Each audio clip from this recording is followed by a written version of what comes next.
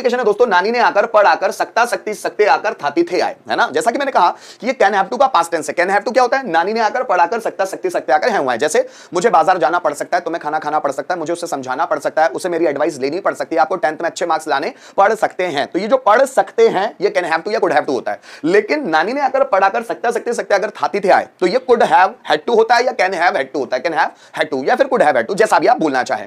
जैसे उसे बाजार जाना पड़ सकता था, मुझे गाना गाना पड़ सकता था, उसे पार्टी में डांस करना पड़ सकता था, मुझे उसका बर्थडे विश करना पड़ सकता था, मुझे उसके बर्थडे में शामिल होना पड़ सकता था, तुम्हें पैसे सेव करने पड़ सकते थे, तुम्हें उसकी मदद करनी पड़ सकती थी, मुझे आपको समझाना पड़ सकता था, आपको इंग्लिश में स्मार्ट बनना पड़ सकता था, उसे वीडियोस बनाने पड़ सकते थे, मुझे स्टेज पर भाषण देना पड़ सकता था। सो नानी ने आकर, पढ़ आकर, सकता सकती सकते आकर, थाती थे, इस तरह के वर्ड्स अगर किसी भी सेंटेंस में आपको लास्ट में दिखते हैं तो आप सेंटेंस बनाएंगे कैन हैव हैड टू में या फिर इसके ही जुड़वा भाई कुड हैव हैड टू के साथ। ठीक है, तो दोस्तों यहां पर 5 तरह के सेंटेंसेस दिए हुए, affirmative, negative, interrogative, WH pattern and who pattern.